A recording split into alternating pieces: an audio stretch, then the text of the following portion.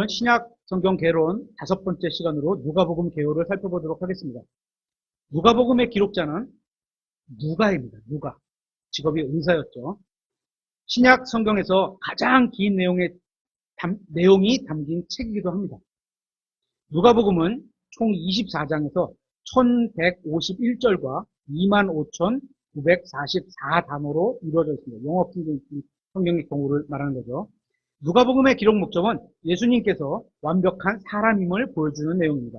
그래서 누가복음에 나온 예수님의 족보는 사람이기 때문에 첫사람 아담까지 거슬러 올라가는 것을 보게 됩니다. 우리는 들에 있던 목자들이 구유에 계신 아기 예수님을 온 것, 잘 알고 있는 내용이죠. 이것을 누가복음에서만 읽을 수 있습니다. 누가복음 2장 8절에. 그리고 누가복음에서만 예수님께서 어린 시절에 부모님께 순종한 기록을 볼 수 있습니다. 12살 때 성전에 올라가셔서 가르치기도 하고, 그죠? 이런 장면. 누가복음 2장 40절에. 누가복음은 예수님의 출생을 인간을 위한 구원자의 출생으로 기록하고 있습니다. 한번 보겠습니다. 누가복음 2장 10절입니다.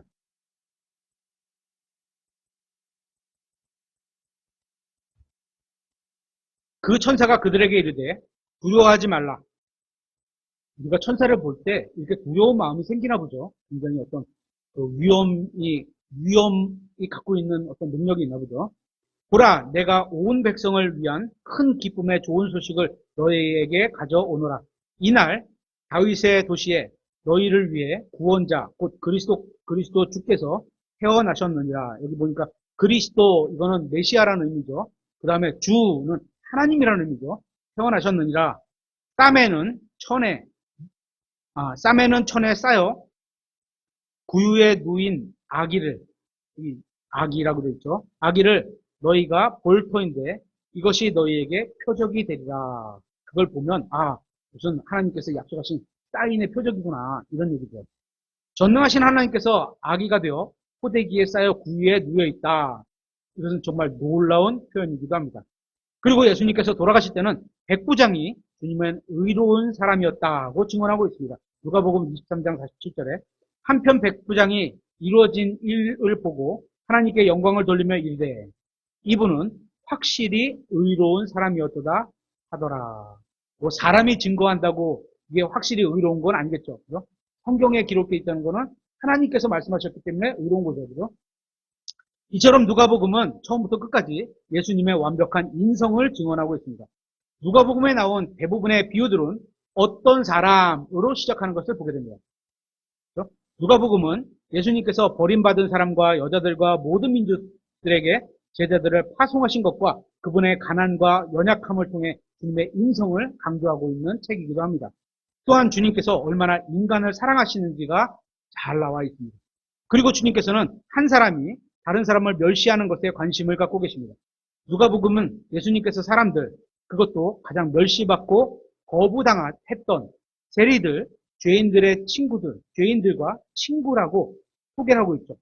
그래서 그들을 위해 이 세상에 오셨다는 점도 강조하고 있습니다. 세리와 죄인도 쉽게 친구가 될 수 있는 분 정도라면 누구나 친구가 될 수 있는 사람이라고 할 수 있는 겁니다. 예수님께서는 거부당하고 멸시받는 사람들을 포함한 모든 인간의 친구이시며 구원자이십니다. 또한 누가복음은 다른 사람들을 향한 예수님의 부드러움과 동정심과 연민을 특별히 강조하고 있습니다. 예수님께서 동정심이 많으신 분으로 인해 하나님께 우리는 감사를 드리게 됩니다. 왜냐하면 그 동정심이 우리에게도 다 적용되기 때문인 거죠. 주님은 도시를 불쌍히 여기기도 하셨습니다. 도시가 불쌍하겠어요? 그 도시에는 사람들이 불쌍한 거겠죠. 이렇게 누가복음은 예수님의 부드러움과 동정심과 연민을 강조하는 책입니다. 주님께서 그래서 누가복음만 설교를 하게 되면 예수님의 하나님 되심은 좀 약하게 설교가 될 수 있습니다. 너무 인간적인 것만 강조를 하다 보니까 균형을 잡아야 되겠죠. 그렇게 해서 주님께서 십자가에 달린 강도를 긍휼로 대하시는 장면은 오직 누가복음에만 나옵니다. 마지막 만찬에 관한 기록에서도 마태복음과 마가복음에서는 주님의 찢긴 몸과 흘린 피에 대해서 말씀하시면서 많은 사람들의 흘린 것이라고 말씀하시는 반면에 누가복음에서는 너희를 위해서 흘린 거다, 이렇게 표현하고 있습니다. 누가복음 6장에서 예수님은 원수를 사랑하라고 가르치셨습니다.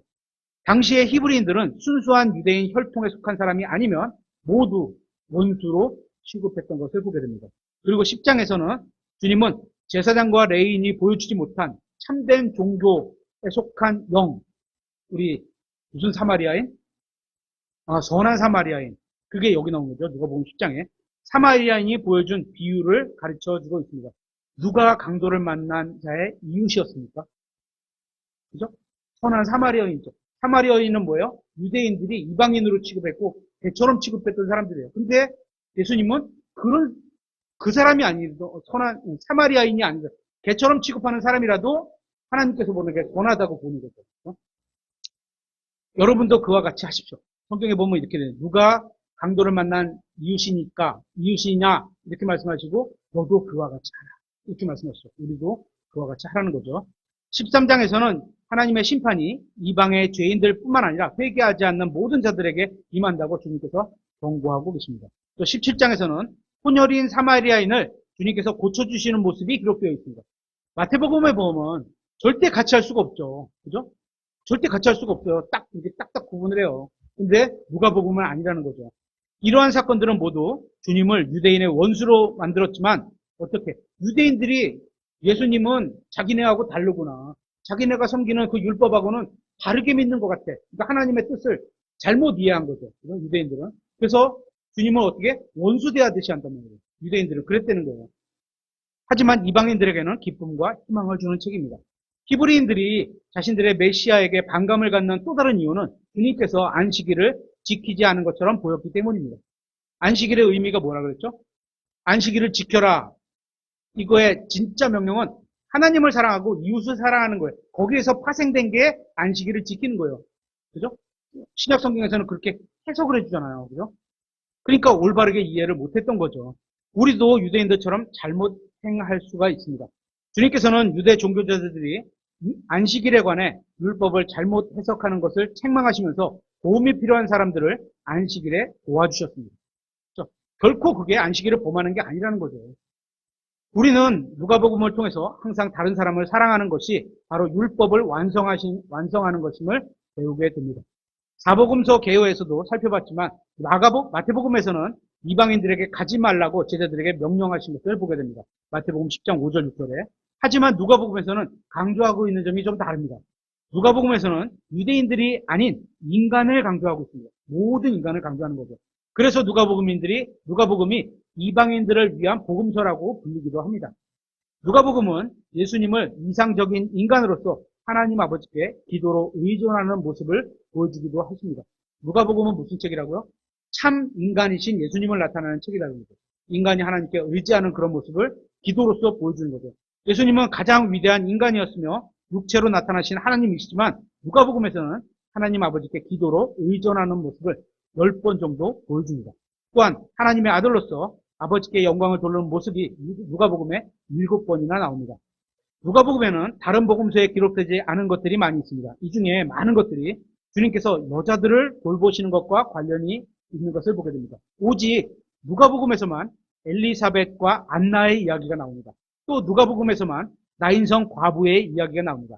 또 회개하지 않는 여자들의 이야기나 주님을 섬기는 여자들의 이야기나 따라오던 예루살렘의 딸들의 이야기 모두 누가복음에만 나옵니다.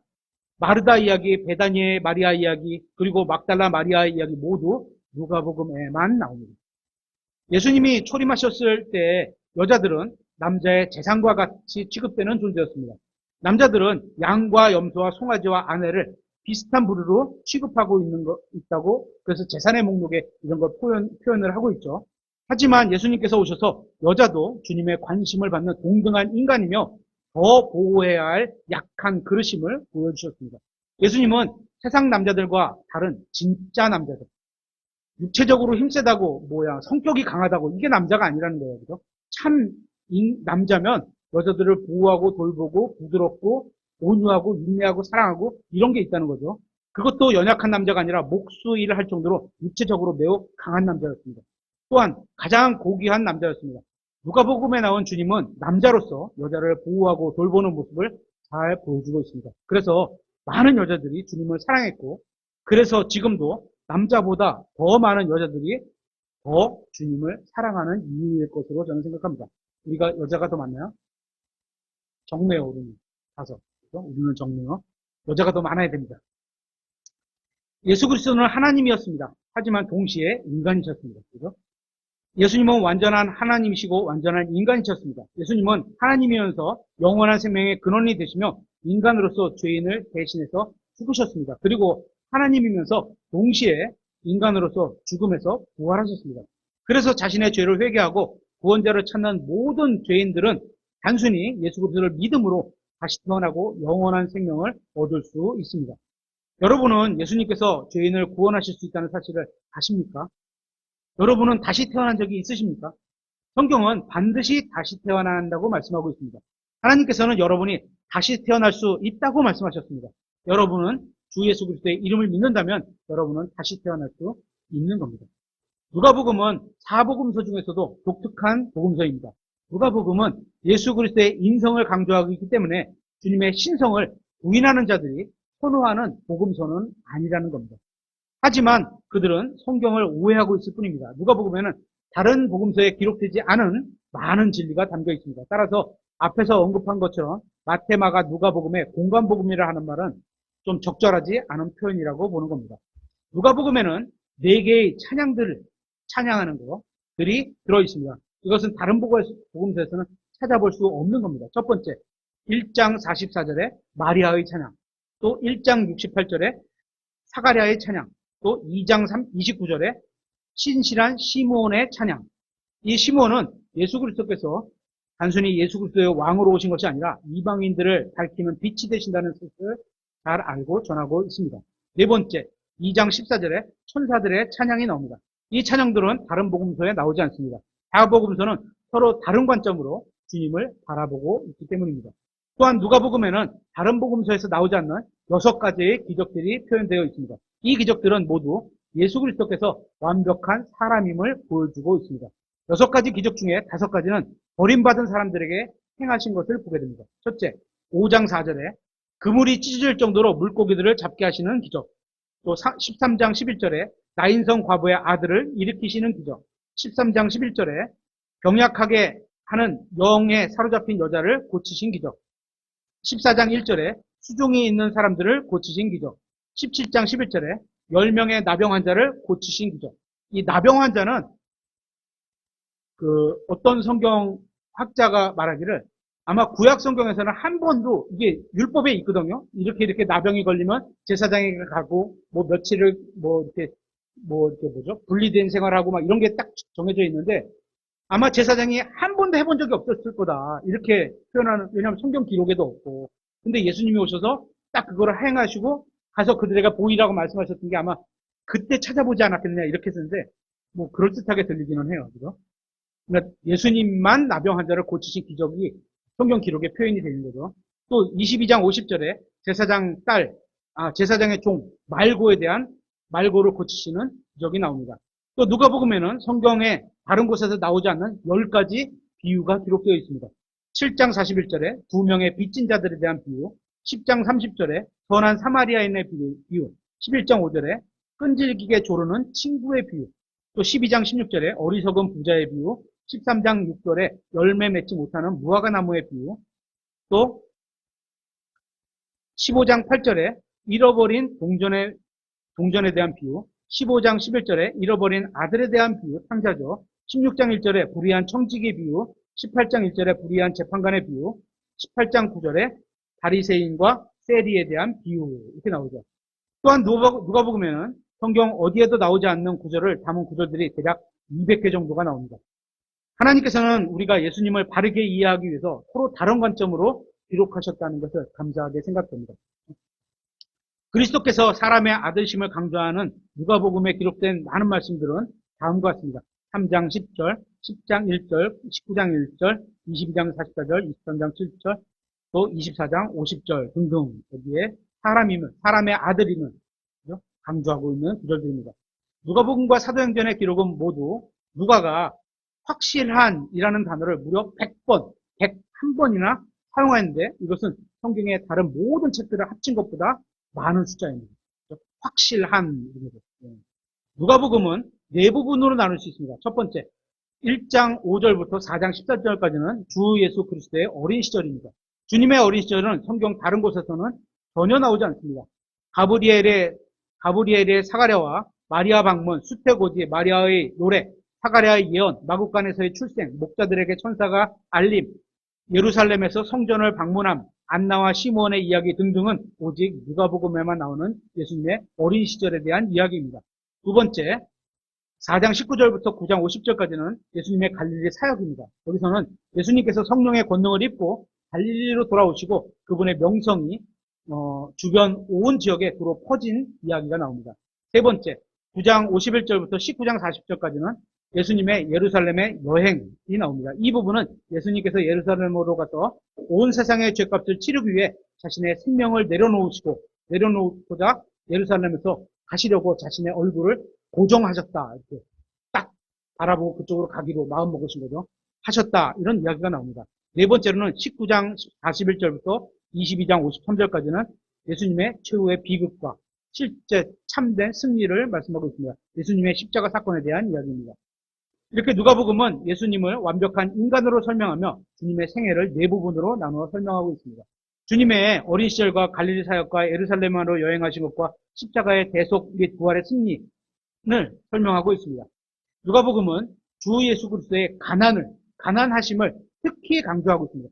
하늘에서는 부유하셨는데 이 땅에 오셨을 때는 가난하셨죠. 그걸 강조하고 있습니다. 이 내용도 누가복음을 통해서만 확인할 수 있습니다. 그러니까 여러분이 부자가 아니고 가난하다면 또 가난한 면에 대해서는 예수님을 닮은 거예요. 그렇죠? 제가 지난번에 말씀드렸죠. 얼굴이 이렇게 잘생기지 않은 얼굴을 가진 건 생긴 모양으로 예수님을 닮았다 이렇게 말씀드렸지만 여기도 가난하다는 것은 또 예수님의 초림의 지상 사역의 모습을 갖고 있는 거죠. 누가복음 2장 7절에는 주님께서 구유에서 태어나셨습니다. 예를 들어서 아까 우리 목사님하고도 잠깐 얘기했는데 뒷돈을 주면 이렇게 올라가잖아요. 그죠? 부자였으면 돈을 갖다가 여관 주인한테 딱 찔러줬으면 자기 방이라도 뺏을 수도 있어요. 근데 가난하셨기 때문에 아마 구유에서 태어나신 거 아닌가 그죠?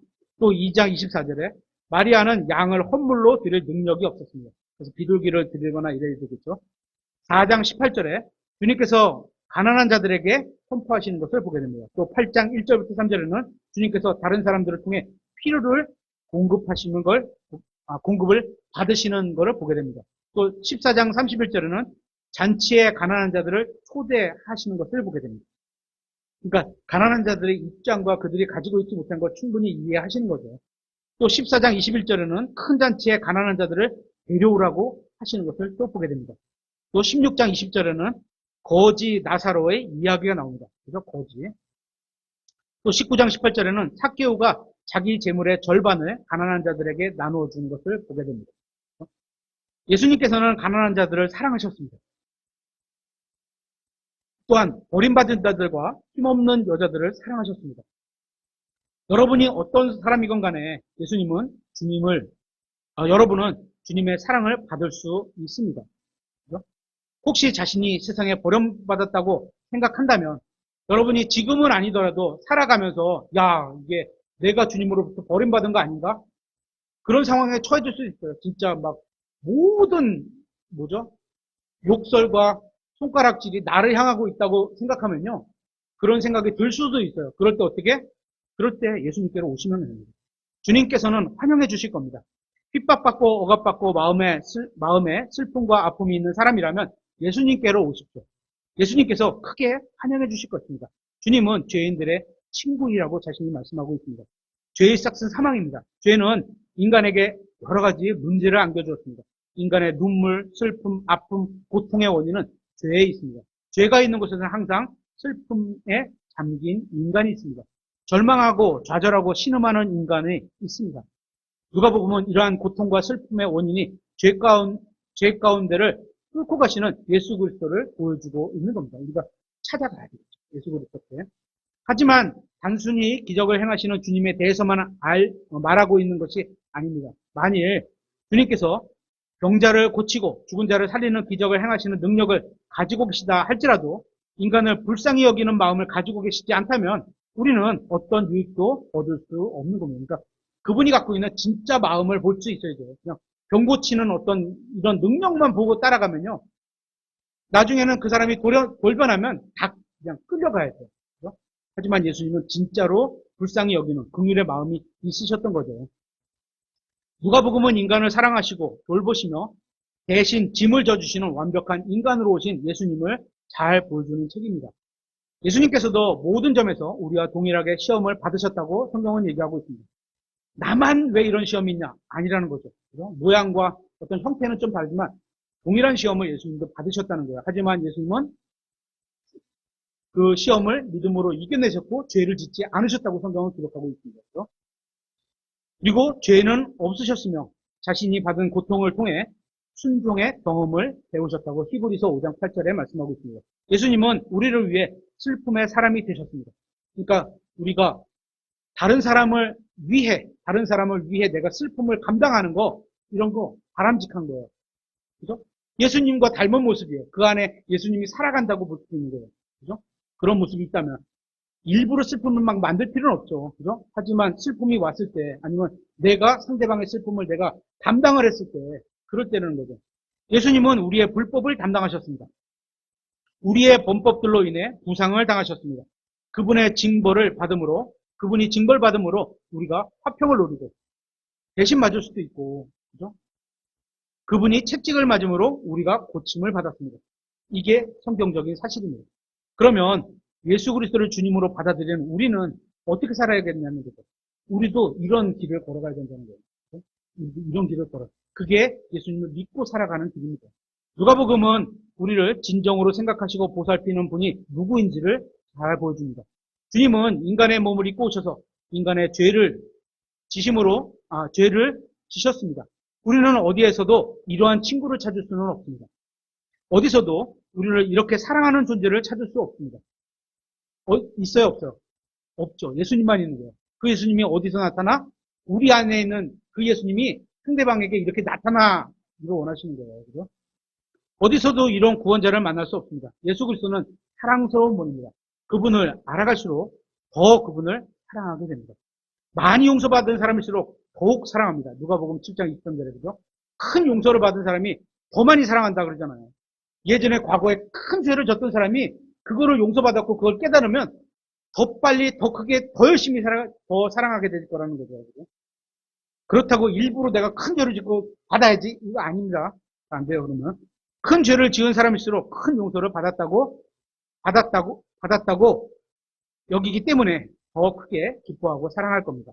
마태가 기록한 산상설교는 왕과 왕국과 왕국법을 다루고 있습니다. 왕으로 오신 예수님의 법적인 권위를 세우고 미래의 왕국을 상속하실 분으로 소개하기 위해서 율법과 대언자로 대표되는 구약성경을 인용하면서 입증할 필요가 있었습니다. 그죠? 구약성경에 이분이 이렇게 예언되어 있기 때문에 이분이 진짜 왕이다, 구원자다, 그죠? 메시아다, 이거를 계속 입증을 해줘야 돼. 마태복음은. 하지만 누가는 구약성경을 인용하여 권위를 세울 필요가 없습니다. 참된 사람으로 살면 돼, 그냥. 그죠? 이게 참된 사람이야. 이게 참된 사람. 왜냐하면 그 전에 없었어, 그런 사람이. 누가복음은 민족들의 왕이 아닌 인간의 구원자로 오신 분을 소개하고 있기 때문입니다. 그래서 두 복음서에 나온 비슷한 설교에서도 차이점이 존재하게 되는 겁니다. 대표적인 게 비슷한 말 같지만 가난에 대한 주제를 통해서 차이를 보입니다. 마태복음에서는 다음과 같이 기록하고 있습니다. 마태복음 5장 3절에 영이 가난한 자들은 복이 있나니 하늘의 왕국이 그들의 것이기 때문이요. 여기서 영이 가난하다는 것은 겸손하다는 말이겠죠. 예수님을 통치자요 왕으로 인정한다는 이야기이기도 합니다. 또 마태복음 5장 6절에 의에 줄이고 목마른 자들은 복이 있나니 그들이 배부를 것이기 때문이요. 의에 줄인다는 것은 내적 영역에 관한 말씀이고 굶주린다는 것은 인간의 외적 영역에 관한 말씀입니다. 이처럼 마태복음은 왕국에 대해서 다루고 있는 반면에 누가복음은 인간에 대해서 인격을 다루고 있습니다. 누가복음 6장 20절에 너희 가난한 자들은 복이 있나니 하나님의 왕국이 너희 것이기 때문이요. 이제 아까는 마태복음은 하늘의 왕국이랬는데 지금은 하나님의 왕국이죠. 하늘과 하나님은 다른 거죠. 21절에서도 지금 굶주리는 너희는 복이 있나니 너희가 배부를 것이기 때문이요. 이처럼 누가복음과 마태복음은 서로 다르게 기록되어 있지만 서로 간에 모순은 이루지 않습니다. 복음서의 기록자는 예수님께서 3년 반 동안 하신 설교 중에서 자신이 기록하는 복음서의 주제에 맞는 것을 선택하여 기록하게 하신 겁니다. 누가? 성령님께서. 그죠? 성령님의 인도하에 마태와 누가는 서로 다른 설교를 선택하여 복음서를 기록한 것 뿐인 겁니다. 오직 누가복음에만 겟세마네에서 땀을 피처럼 흘리는 기도하신 내용이 나옵니다. 이것도 역시 그리스도의 인성을 보여주는 부분이라고 할 수 있습니다. 누가복음에 의하면 하나님으로부터 멀리 떠나는 6종류의 인간이 나옵니다. 첫 번째 15장 13절에 탕자가 나오죠. 또 16장 23절에 부자가 나옵니다. 그러니까 돈이 많은 게 결코 영적으로 성장하거나 영적으로 이렇게 큰 일하는 데는 인과관계가 없어요. 부자가 못한다. 이를 이제 성경은 어쩌거나 부자가 상속받기 어렵다. 이렇게 돼 있잖아요. 그죠? 그럴 가능성이 너무나 높은 거죠. 하지만 부자는 못한다. 이러지는 않아요. 어려운 거예요. 확실하게. 또 17장 12절에 10명의 나병 환자가 나오죠. 그러니까 인간으로부터 멀리 떠나 있는 종류의 인간들. 18장 13절에는 세리가 나오고 18장 40절에는 거지가 나오고 22장 54절에는 예수님으로부터 떠나가는 베드로의 장면이 나옵니다. 우리가 그리스도인으로서 행하는 것과 관련해서 주님 앞에서 가져야 할 마음 자세가 있습니다. 한번 찾아보겠습니다. 누가복음 17장 10절입니다. 다 같이 찾아보겠습니다.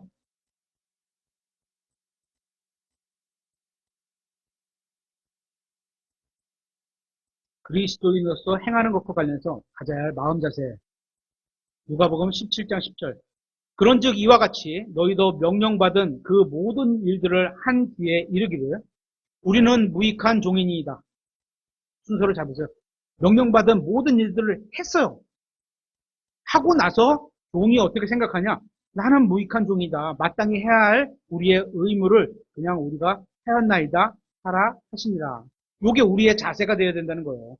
이 구절의 문맥은 주님께서 제자들에게 모든 일을 마치고 나서 휴식을 취할 때에 관해 교훈을 주시는 내용입니다. 주님께서는 주인이 무엇인가를 말하든 간에 종은 순종하고 명령에 따라야 한다는 점을 가르치신 겁니다. 우리가 예수님을 뭐라고 불러요? 주님 이렇게 부르잖아요. 그거에 대한 상대적으로 내 위치는 뭐예요? 종이란 얘기예요. 그 말이. 당신은 나의 주인입니다. 이건 나는 당신의 종입니다. 이런 뜻이에요. 그럴 때 어떻게? 주님이 명령하신 건 우리는 할 일을 다 해놨어. 근데 그게 명령으로 마땅히 해야 될 일이야. 성경은 그렇게 말하고 있잖아요. 종이 아무리 열심히 일하고 많은 일을 한다고 해도 주인은 종에게 빚진 것이 아니라는 점을 강조하고 있는 겁니다. 우리가 주님을 열심히 섬기고 모든 것을 바치면서 섬긴다 할지라도 주님께서는 우리에게 고맙다고 할 의무가 없다는 말이기도 합니다. 당연히 그렇게 우리가 스스로 종이 된 거잖아요. 그죠? 주님 이렇게 부르고 주님 이렇게 받아들인 거는 스스로 종이 된 거예요. 억지로 우리가 끌려가서 종이 된 게 아니거든요. 그런 마음을 가져야 된다는 거죠. 누가복음 17장 9절에 그 종이 명령받은 일들을 했다고 해서 그가 종에게 감사하겠느냐? 주인이 감사할 필요가 있느냐? 안 해도 된다 이런 거예요. 나는 아니라고 생각하느라. 그죠? 우리는 자발적으로 주님을 받아들인 종이기 때문에 주님을 섬겨야 하는 겁니다. 주님은 주인이기 때문에 섬김을 받으셔야 하는 게 마땅한 겁니다. 우리가 아무리 주님을 열심히 섬겨도 주님은 우리에게 빚진 게 전혀 없다는 겁니다. 성경은 그렇게 얘기하고 있는 거예요. 그러므로 우리의 자세는 10절에 나와 있습니다. 그런즉 이와 같이 너희도 명령받은 모든 일들을 한 뒤에 안 하고 그냥 말로만 하는 게 아니고 한 뒤에 다 했어. 열심히 했어. 그러면서도 말하기를 우리는 무익한 종인이나 마땅히 해야 할 우리의 의무인 그것을 우리가 하였나이다 하라 하시니라. 우리가 주님의 모든 명령에 순종한다 해도 우리가 매 순간마다 주님을 섬기고 심지어 우리 자신의 희생 헌물로 나 자신의 희생 헌물로 주님께 드린다 할지라도 우리는 그저 마땅히 해야 할 일을 했을 뿐이라고 우리가 마음가짐을 가져야 한다는 거예요. 그렇죠? 제가 하나님께서 기뻐하시는 행위만 한다 해도 그렇게 하지도 못하지만 만약에 그렇다 할지라도 또 하나님께서는 그것으로 인해 이득을 보는 것이 아무것도 없다는 거예요. 네가 안 하면 다른 종이 해. 그죠? 어디도 다 있어요. 뭐 구약성경에 보면 7천을 어디 이렇게 주신 것처럼 얘기하시잖아요. 그 7천이 여러분이 7천 안에 들어있을 수도 있고요. 그죠? 여러분이 안 하면 다른 사람이 7천 안에 들어와서 그 일을 감당하는 거예요. 억지로 하지 말자는 거예요. 진짜 주님으로 섬기면 주라는 그 이름을 한번 깊이 생각해보고 내가 주님으로 섬긴다는데 주님 절대 그럴 수 없습니다. 이런 말은 앞뒤가 안 맞는 말이죠. 주인이 명령하면요. 종은 반박할 게 없는 거예요. 근데 그 주인이 하나님이시라는 거예요. 선한 하나님이야. 악한 분도 아니야. 그죠? 의로우신 분이야. 그러니까 모든 게 다 우리가 순종할 수 있다는 거죠. 해야 된다는 거죠. 제가 오직 주님께 영광을 돌리는 말만 한다 해도 제가 그러지도 못하지만 만약에 제가 모든 말이 주님께 영광을 돌리는 말만 한다고 해도 주님께서 얻으시는 것은 아무것도 없습니다. 만일 제가 주님께서 명령하신 대로 그대로 산다고 해도 그렇게 살지도 못하지만 또 그렇게 산다고 할지라도 제가 주님의 영광을 더하는 것은 아무것도 없습니다. 그죠? 제가 하나님의 말씀을 기록된 대로 완벽한 삶을 산다고 해도 주님께서 저에게 복을 주셔야 할 의무가 있는 것이 전혀 아니라는 겁니다. 제가 좁은 길에 정중앙에 완벽하게 길이 넓은 길도 아니야. 좁은 길로 가라.